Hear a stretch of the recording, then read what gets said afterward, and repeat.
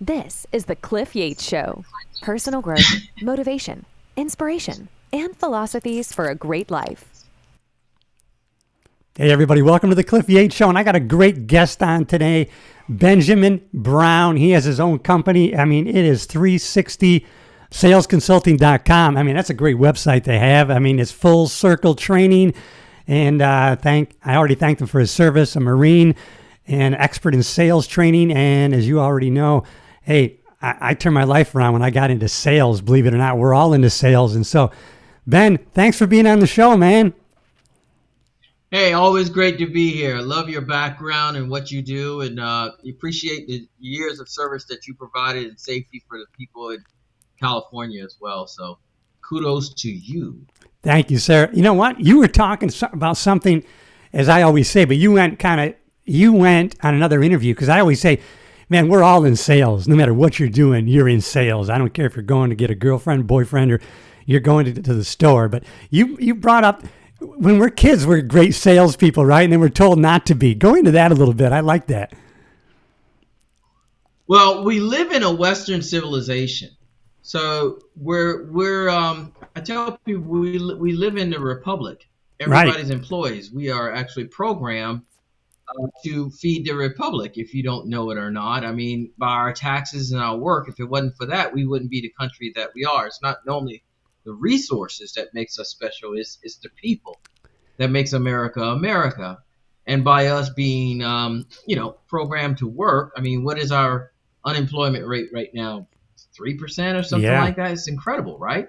Everybody works. You're supposed to work. So what we have is in our lifestyle, normally the norm is you go to school, right? Right. You go to high school, you pick a college. This is the last 30 years. Of course, it's changing with the internet based on Bitcoin and people making money and co-creators and all this stuff that normally doesn't work, right? That's right. So you're supposed to go to college, and then you leave college with debt. And then you go to work for $35,000, which millennials don't understand what that money means, because that was good money for us. Yeah, it was. And the thing that we're trained is that you stop asking since you were probably 7 years old, because your parents taught you to stop asking so much. That's so right. We're naturally born to sell, and we get that taken away from us, and it gets atrophied over so many years until you finish college or military, and then you go into the working world, right? Working for someone, because that's normally what you do, or an organization, and you go into that organization. The only negotiating you're getting from that is your salary, right? And so your salary gives you your status.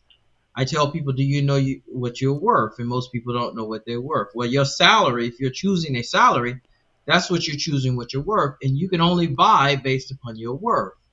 The only way you can do that is unless you go to work for someone else, you have a side gig, or you steal. Right, yeah.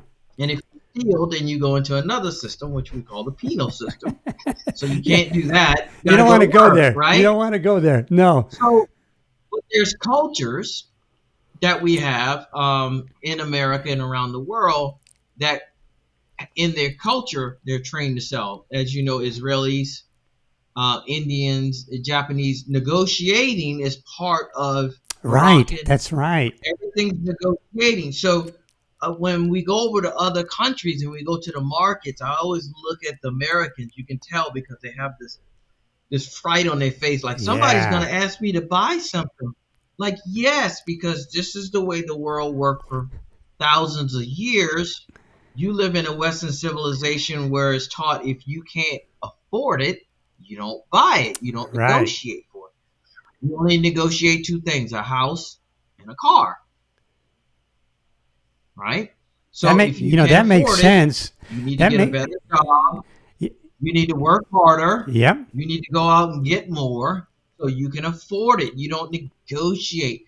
And people don't understand. You can negotiate everything. You go into Sears, you can negotiate the refrigerator. So people that don't know and are too afraid and don't know how to sell are paying normally top dollar. So that's why they're willing to negotiate, because somebody else has probably paid the difference between what you're discounted it for to get it for you. So you're paying $900. Everybody pays $900 for this refrigerator. If I go in and negotiate down to $600, they still move it, knowing the fact they only need about maybe $150 profit. So the other people have already paid for the discount you're asking for. Yeah. And you know what? That makes sense, because my wife, who was born in Cuba, and she negotiates like a champ, and she does all the car deals. And now it makes sense what you said, because she grew up, well, we don't have that, but the neighbor does. We'll negotiate. You got milk? I got a chicken. And that's how she grew up, knowing how to, well, I mean, she was only 6 years old, but yeah, she has that in her DNA, man. You're right. Yeah. Wow. Well, we all have it, but we just lose it. It's atrophied because we're not, go get a job. Where everybody, go get a job. You want something? Yeah. You want money? Go get a job. You know, you want to go get a good job? Go to college. And that makes sense why, what you said, going to what you said, your point, and I was surprised that people that immigrate to the country, they're 4 times more likely to be a millionaire, because they don't come to be employees, they come to be employers, right? Or they're all forced into it. Right. And so, man, that's their culture, like you said. So you spent over 20 some... You spent over 20 some years in the sales, and now you're training people, dude. Tell us about that. Well, what I did is 5 years ago, I decided to, because I have a limousine company I've had for 14 years. So I'm a small business entrepreneur since 2002. So I've been in the game, understanding it from standpoint. I've been in management. I've built sales teams from scratch. I have done everything when it regarding the sales. So my next stage of my life is like you podcasting, putting yourself out there, books. Mine was to teach, because most of my family are teachers or preachers. So I sat down for a while to figure out what I wanted to teach, and I didn't want to go back to school and deal with college. And then before all of these coaches came about, the last 10 years, everybody's a coach. I was like, why don't I teach what I already know? So I put a pilot program together with a couple of entrepreneurs and small businessmen, and put my sales process together of what I acquired over 20 years, and tested it, and found out that normally if you adhere to what I teach, and if you're qualified for that program, you would generate normally between 30 to 50% more in 3 months, because it's proof of concept. Right. And sales is a skill, so it's not like you can read my book. Closing the sale. I'll put a link to that. Sure. That's theory. That's theory. Sales is a skill. So if I'm going to teach you to be a welder, I can't just give you a book and you can weld. You have to be in the shop. You have to see what I do. You have to, like, one-on-one. I have to tell you, no, that's not right. I mean, an apprenticeship, right? So carpentry, plumbing, electrical, these are all skills. Sales is another skill that you can carry on the rest of your life. Right. You're never going to be 100%. And you can, as you get your experience, you learn more and more and more. But the main thing is using the right teacher to get you in, so you can understand it the right way, and then you have unlimited amount of ability to learn and make income. Right. Because you work on commission, not hourly like these guys, but they make $100, $150 an hour, good money. But as a salesperson, your commission is only 10 to 20% on the product you sell, so you could sell anything. So my process is taught to teach you. Most of the businesses I work with, they go, I don't know if you can help us. We do this. And I go, I really don't care what you do. That's right. It's about the process. Keep it simple. It's the process. Yeah. Get all into that stuff. And so it's 10 steps. Yeah. I'm going to get that book. And if you learn the 10 steps the right way, you will put the product or service in that. Right. And you're not worried about the product.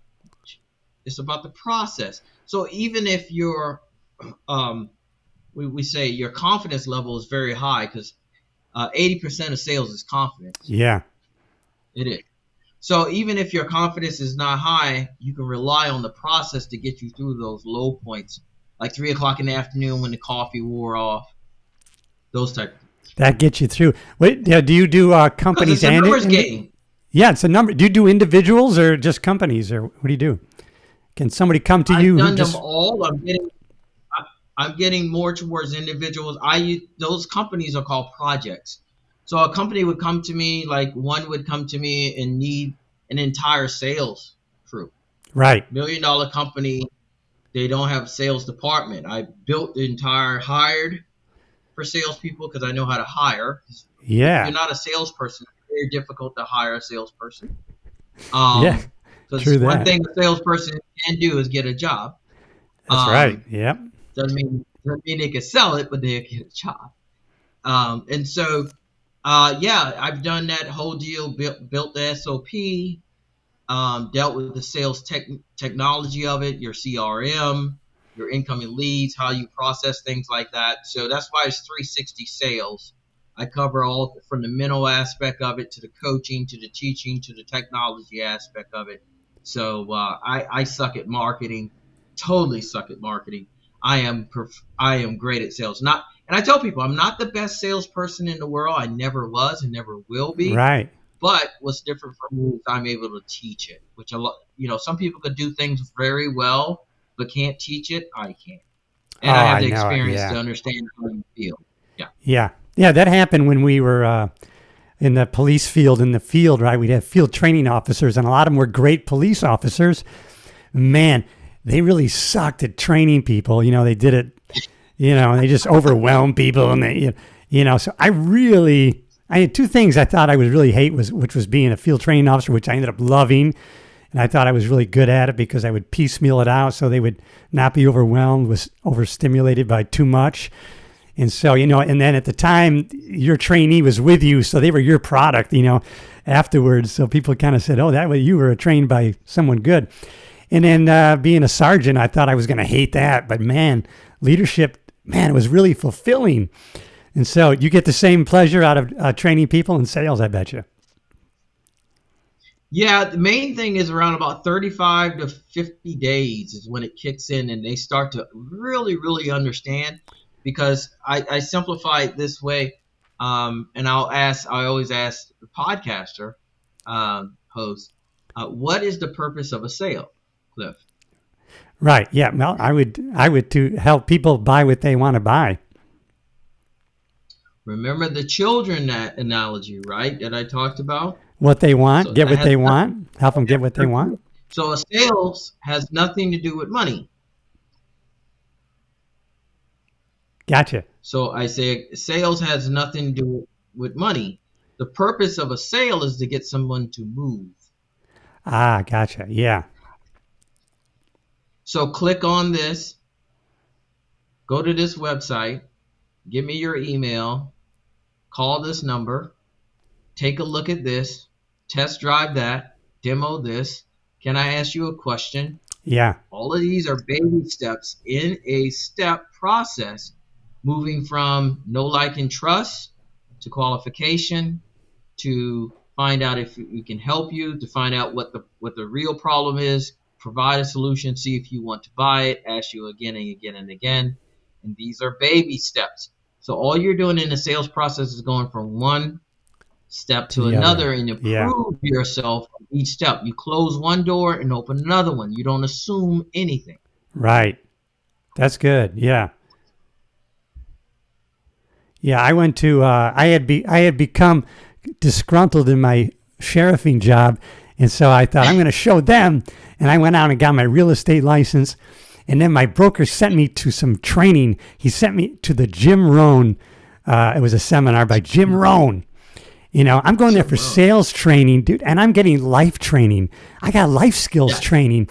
It was nothing to do with sales, right? He was like, hey, don't take a lot of pictures, and don't you wish your grandparents? And it was about relationship building, and really, man, all of a sudden, when my communication skills started to get higher, then all of a sudden my police career turned around, and it all came down to relationships, and it really, so sales training turned my life around from real estate training, And as you say, it applied to, there's no such thing as business leadership, only leadership. If you're honest at work, you're going to be honest at home. Everything affects everything else. And it gets exciting, really. It gives you the key to a better life. Yeah, exactly. I mean, that's not it. Only a key to a better life. But yeah. Yeah. Really good stuff, man. I'm good. So, do you like running your own company? I bet you like being your own boss. Well, I talk to a lot of people, and they sensationalize being an entrepreneur these days, and don't know the hardships that would be followed to be an entrepreneur. It's not an easy task. You don't get paid every week. It's a number of things that you go through. I mean, I'm currently now, I have a lot of responsibility. I have 2 children. I'm divorced. Of course, I'm paying on the father side, right? And then houses and things of that nature. So, and then your income fluctuates based upon your product and service.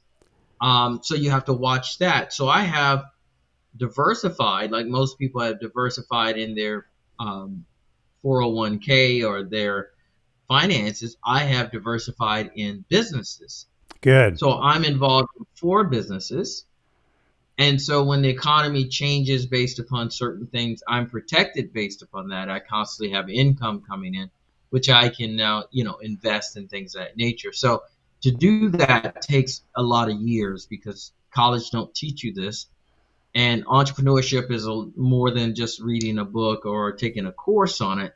It's a lot of variables. I mean, the phone calls that I make during the day is incredible between the bookkeeper, the website developer, customers, customer support, new software, new AI, something always new, something going in here, taxes, all these different things you have to go through, certifications you have to go through, and you're doing it pretty much alone. So the job of an entrepreneur is make enough money to fire yourself from all the medial jobs you don't like and just become the supervisor. That's right, yeah. Now you can farm out things that you could do, but you don't have to do. You can spend. Now listen, I'm incorporated. Now, do you have your business under the one umbrella, or do you have incorporations to each one? How do you do that? Well, the main thing is that unless it's a land appropriately, which I still have to reclassify, it should be in an S corp. I'm an S corp. Yeah, I'm an S corp. Yeah. Right. LLCs are only for real estate. The other one should be an S corp, and then you can balloon that under, of course, which I'm working towards putting that in overall trust. You know how the guys do that to protect yourself and to protect what you got going on. So that is a whole nother podcast that'll take probably an hour. Yeah, no, I agree, man. Yeah, sometimes because I ended up, because now I'm just graduating from it's called the Primal Health Coach Institute. So I don't know if I want to do any health coaching, but I should. I've gone through this 8 months of training, but now should I have a separate website for that? Should I, should that still be under my company? It can be under that heading. So I'm kind of wrestling with all those different things. So you have to separate. You can open up another LLC. You have at least, you can open it up just to put it under. Also, another thing is that, FYI, you take that LLC, you open up another account, you got a line of credit, brand new lines of credit that you can open under that business, right? Right. $10,000 to $50,000. You can utilize that whether you get into it or not. Use that cash to grow that business or actually reinvest it in something else, right? Yeah. And then you have 1 year to turn it into an S corp, and with an S corp, you can change it over to that. So you have 1 year from the time you open it. So if you have something new, open another LLC with that. I recommend getting another account, then applying for the credit through that. Let that run through as a separate entity, right? Gotcha. Yeah. And then if it becomes serious and start making money, you can pay back that debt, because most of the credit that you will get through that is that they'll give you a credit card that gives you interest free for a year. So the bank is giving you free money for a year to run with it. And the government gives you 5 years until you have to make profit. Right. Yeah. That's great. Thank you. Yeah. So you keep separate, your limousine business is over here. it's a separate tube, and then your sales training is a separate tube, and then that's good that you have that. So let's say someone wants to come and train with you, a guy, new real estate salesperson. You know, I'm going to get into this 360 sales, man, because Ben knows his stuff. Can they be trained by you like this over video? Do they have to come see you in person? How can they do that? Yeah, I've been training for years through video. It's Great. very effective because the main thing where you get a lot of traction is role playing. Yeah, that's So right. the technology is there to listen to your calls where I can critique it. My job is to, once I teach it, to reinforce it. Right. Right? That's That's great. where you really learn. Somebody just gets taught something. That's one directional. Right. In order to learn a skill, it has to be reinforced.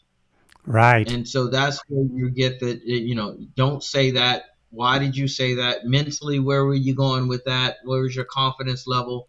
What did I teach you? Why did you not use step number 3? Did you hear that? Does it make sense to you? Let's redo it. Let's practice it. Let's go back out and redo it. That's the coaching deal, right? And so most of it is believing in your coach. Right. Yeah. First couple of weeks, the trust factor, like what he's teaching me is going to work. And once it starts to work is when you put gas on that fire and it starts to really take off. Yeah. Because I'm not going to teach you something, the main thing, is this going to work? Most people say, I'm paying for it. Is this going to work? So what I tell people is that when I analyze where you're coming from, if you have a business, if you're learning it from scratch, awesome for you.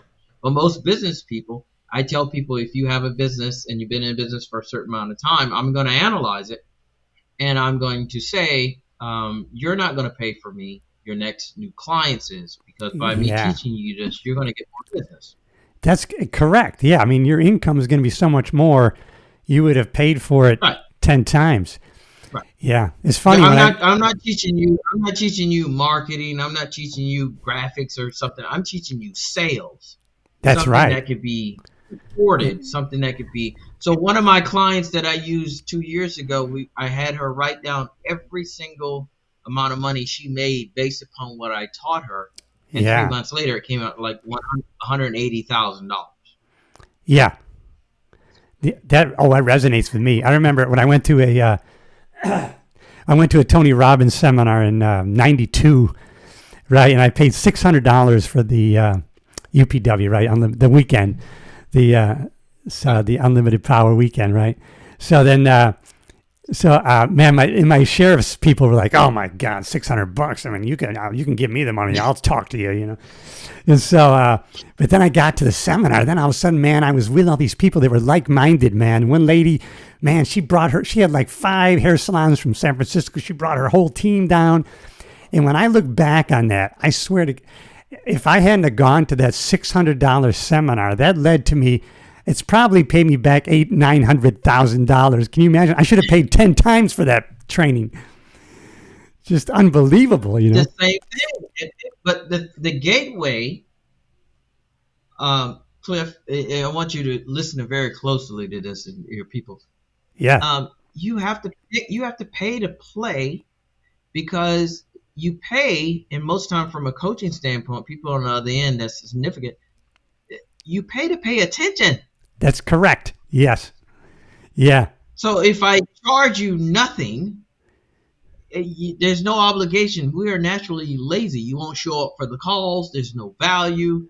No There's value. nothing. If I charge you $20,000, on Thursday at 1:00, you're going to run over your grandmother to get to your cell phone to get to that call, and then, if you're making more than $20,000, that's awesome, right? That's what the goal is, that I'm going to make sure that you're going to get that back. I don't play with people like that. I love my deal on here is the last line is get more clients and referrals. I live that. So I only work with people that's going to give me a testimonial and a referral, so I can use that to go into the next sale to build that value. You don't turn and burn people. So if you can't afford it, it's not for you. Keep moving, because they're never going to do anything anyway. And those people that's going to pay are going to pay attention, because we need you to pay attention to get the testimony. We want this to work for you. It's a two-way system. So most people that don't invest, like my limo business, my limo business, I have airports maybe 50 minutes away. So the guy said, how much for your airport run? I said $150. Oh, I'm looking for something around 50. That's not I me. go, really? They go, yeah. I said, you ready for this? I said, here, dial this number. You go, 727-777-7777. What is that? I said, that's a cab. Yeah. I go, I don't want a cab. I said, you want a cab if you're paying $50. That's right. If you want a limousine or executive car service, that's what we charge here, because my type of clients I don't have problems with. Yeah. You price yourself out of problems, because people that don't have value will destroy everything you have. Oh, yeah. I am going to, yeah. And in your job. Yeah. I'm going to get your book and I'm going to use it. I'm going to use your book in my health coaching business, because I want referrals. And you know, that I'm not going to work with you unless we're going to get those. And I'm going to, of course, I'm going to deliver more than promise. Always. I even try to out-service my wife. You know, how can I out-service, you know? And I want to do the same with you, man. If I can push people your way, because I know it has value, man. I know sales training has value because I know it puts money in your pocket, and you can develop great relationships with it also, by the way. And I like that you have that attitude. Yeah. It's something you could use in life. I use a lot of analogies. Music, I use dating.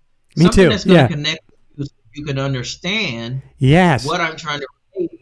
And so I do mindset training. I have a smaller mindset training which does nutrition and health.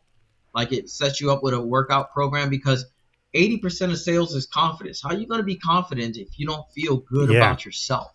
That's right. Most of the time of that is working out, you know, going outside, getting some activity, things like that, because you have to be prepared for the no's. You're going to get no's. Are you prepared for the no's?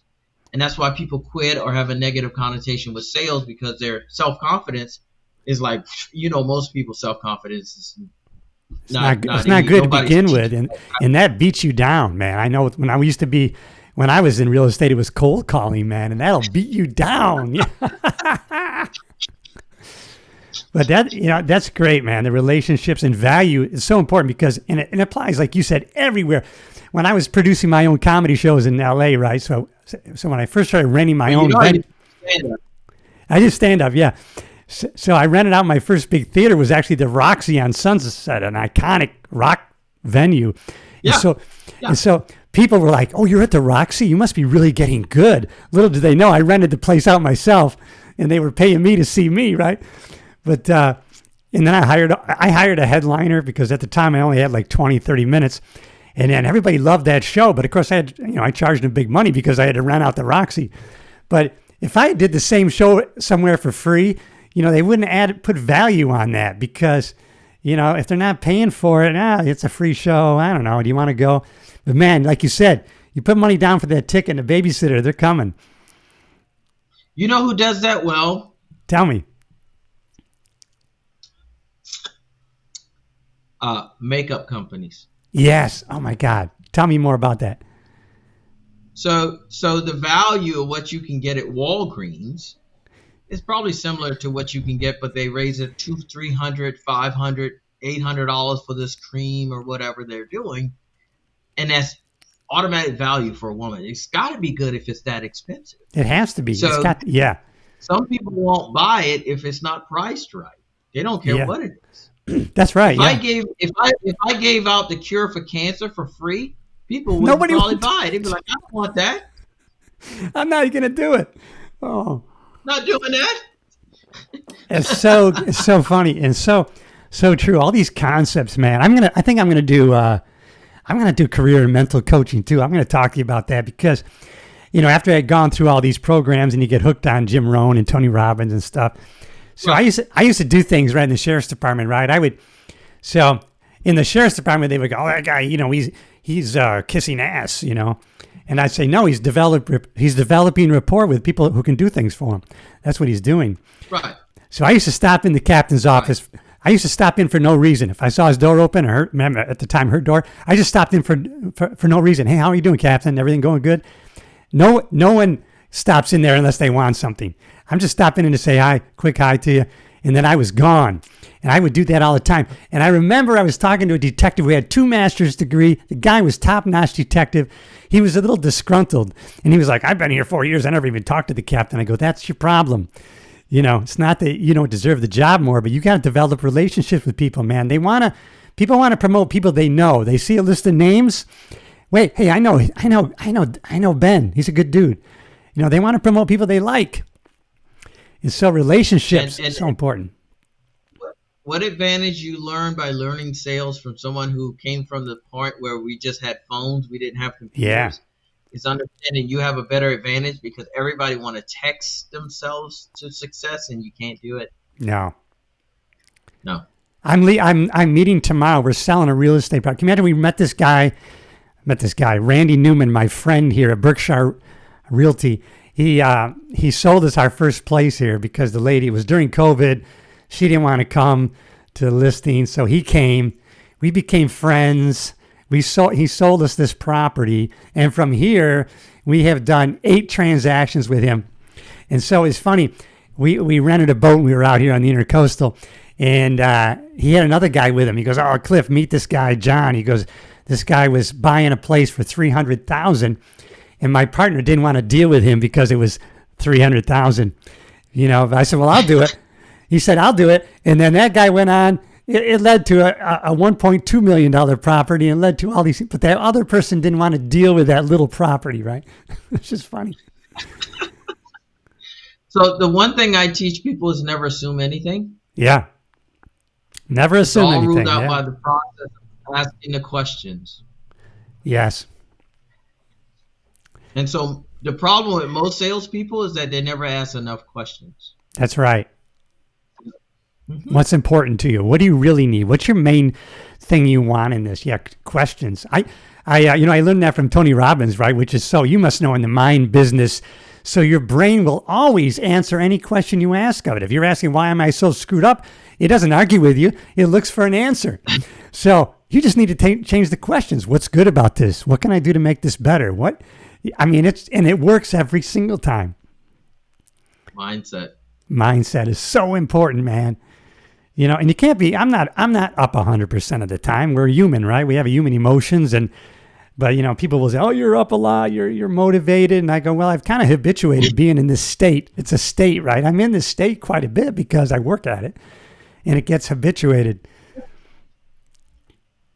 Yeah. And you'll start seeing other people that can't gravitate or vibrate up to that type of rhythm. It's a vibration of you feeling that way. People feel it. We're connected by each other. Oh man, we're village people naturally, you know. And so in the last 10 years, we have been cut up. That's why they're making so many apartment buildings. They're putting everybody in little cubes. There's no more villages. There's no more families. There's no gatherings. There's no more of this. So the person that can fight back against that and learn to communicate and have the mindset to communicate with people and not bad and all other stuff, you would have the bigger advantage than anyone else. Yeah, and I was I just listened to. This is the best time to be a salesman. I was listening to one of your other interviews, and so I knew automatically, and you probably find this all the time too. You know, certain people are takers; they take from a situation. I mean, they're always there, and then some people are, man, they're putting in to the relationship. I got that from you right away, man. You're someone you put in, and so that's why I was anxious to talk with you because I got that vibe from you within about a minute. Yeah. Do you get that? You must get that with people all the time. Because people are like, how do you do that? I'll walk in somewhere and people like, they know you, they this and that. And I'm like, people gravitate towards people that can vibrate or have the confidence. Yes. They walk into a room, they master the room. It's not all about looks. It's not all about what you have. It's not all about your materialistics. People are watching body language. We innately have these as defense mechanisms, but you can use it for good for you to figure out what you want in life. You're only 2 conversations away from the president of the United States. That's it, man. And the president. Yeah. So if you can reach him in 2 people, you can reach whoever head of a mogul or a CEO or something, or your next business or your next client, just by the next person next to you. Period.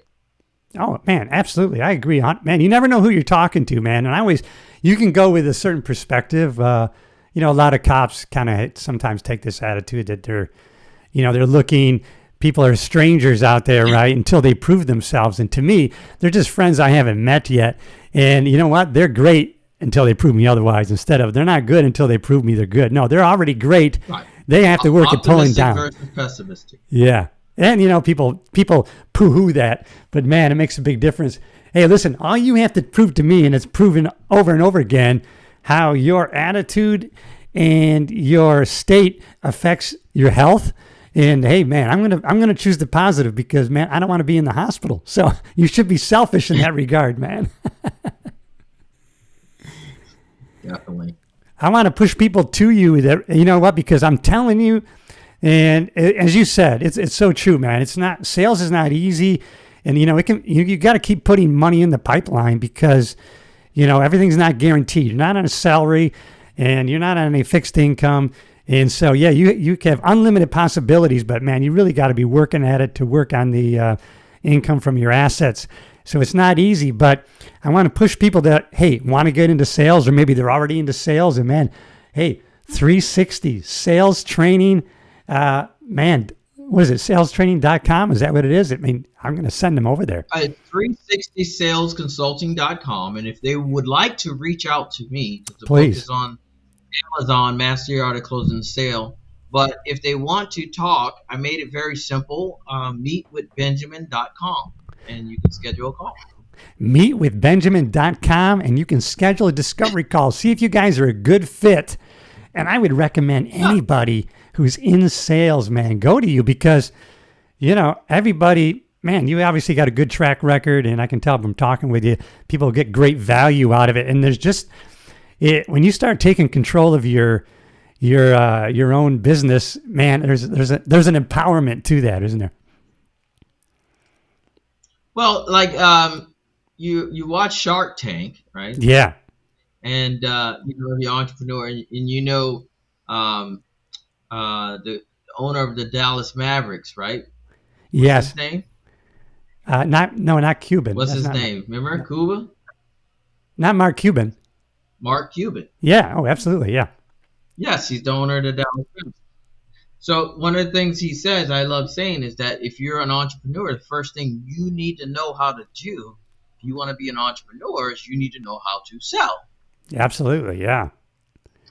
That's the first thing So you need. these people Yeah. got these products out here, but they're trying to buy ads. They're trying to do it electronically. I mean, everybody's taking advantage of that with the marketing, because marketing doesn't have to ROI. I mean, we know that as well. You spent thousands of dollars on something and never got back marketing, Facebook Right. ads, these things that we try. You have to try things, right? You have to fail as an entrepreneur. You got to keep It's trying. a long list of failures, right?